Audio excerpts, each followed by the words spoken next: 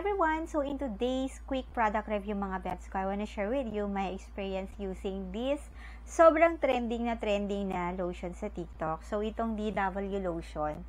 So ayan, yung kinuha natin is yung coconut strawberry body lotion. Marami pa tong mga flavors mga bebs ko. If I'm not mistaken, mga 5 sila. And yung napili natin na gamitin is yung strawberry dahil sobrang love ko yung strawberry, yung smell ng strawberry yan. Gustong-gusto ko yan. So, ang kiniklaim niya is whitening times 2 and for skin, for all skin type and 300 ml siya. So, and this is how the product looks like mga bebs ko. Pink yung kanyang color. I love pink. Yung mga strawberry eme and sa back, nandito yung about the product and sabi niya dito, FDA approved siya, manufacturing niya, of course, nandito, 2023, and expiration niya is 2026. So, meron siyang 3 years product shelf pa yun, pang ganun. So, ayan mga bebs ko, again, ito yung kanyang itsura. So, mga bebs ko, ito yung palagi kong sinasabi sa inyo when I'm doing product review.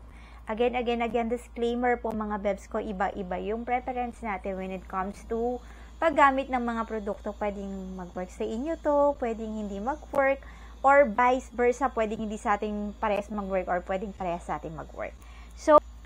So, ibibigay ko muna mga bebs ko yung mga good points ditong produkto na to. Unang-una is yung price niya. Sobra talagang friendly yung price ito mga bebs ko. Kahit sa mga estudyante, kayang-kayang bilhin to. Basta mag-ipon kayong mga bebs, kayang-kaya niyong bumili nito. And sobrang good deals lagi to. Buy one, take one siya pa. Madalas, grabe diba? Madalas siyang buy one, take one, 300 ml na siya mga bebs ko. So, ayan.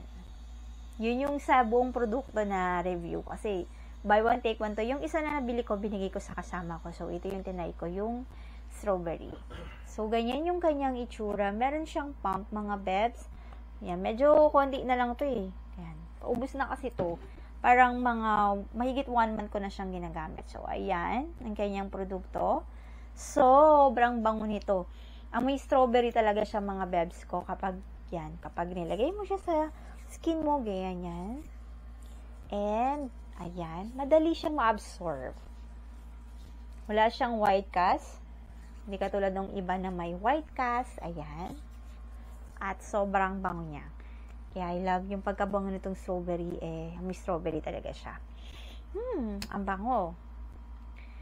So, ayun yung mga good points na mga nakita ko sa niya. In additional, napapansin ko naman na medyo naglalighten naman yung skin natin.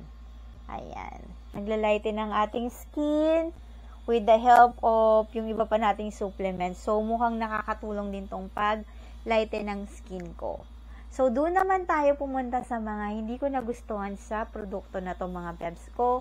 Unang-una, hindi ko gusto once na nag-a-apply ako nito, may effect siyang mainit effect. Baka sabihin nyo, lahat naman ng lotion parang medyo may mainit effect, ganyan-ganyan. Hindi. Iba yung nararamdaman ko sa kanya. Ang dami ko syempre, tanda ko na, ang dami ko ng mga nagamit na lotion at iba-iba yung effect niya talaga. Once na nilagay mo siya, lalo na kung wala kasi aircon, meron siyang mainit na effect na medyo hindi ako komportable. So, ayun. And, yung pangalawa pa na hindi ko nagustuhan sa kanya is, yung moisturize niya, hindi niya talaga kaya yung skin ko na dry.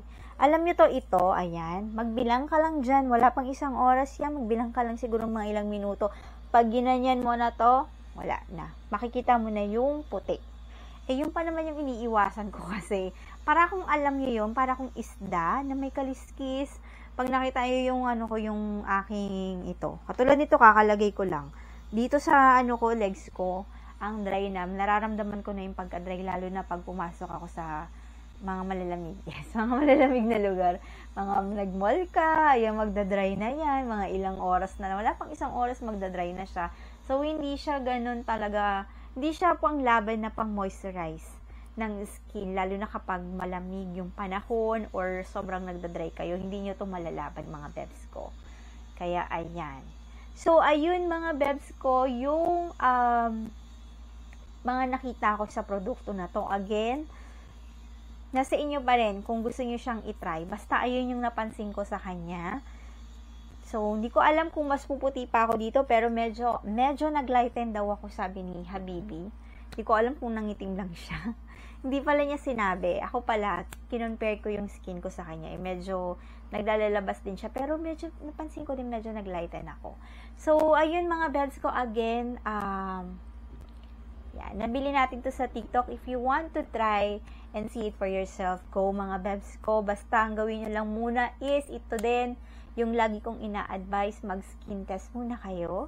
Lagay kayo niyan dito sa skin ninyo or kahit dito. Hindi ko alam, basta mag-search kayo. Ako, usually dito ko siya nilalagay. Pinapatch ko siya. Basta yung hindi mababasa, pinapatch ko siya for, tapos yung stay ko lang siya doon for more than, basta mga 24 hours, mga ganon. And doon, makikita ko na kung nangangati ako or hindi. Kasi baka mamaya, ginamit nyo siya ng ginamit, mamula na kayo dyan, nagkaroon na kayo ng skin rashes. So, always do skin patch test, mga bebs. Huwag tamad, ha? Tsaka meron ako nakitang review dito na hindi siya okay. Sa iba, meron siyang nag-redness, kaya itry nyo muna, ha, mga bebs ko. So, again, this is BW Lotion. Ayan, mga bebs ko, and that's it for our product review.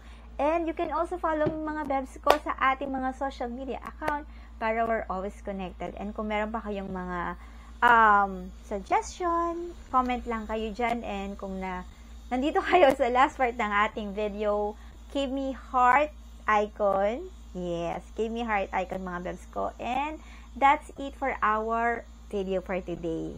And I hope to see you again on my next one. Bye for now.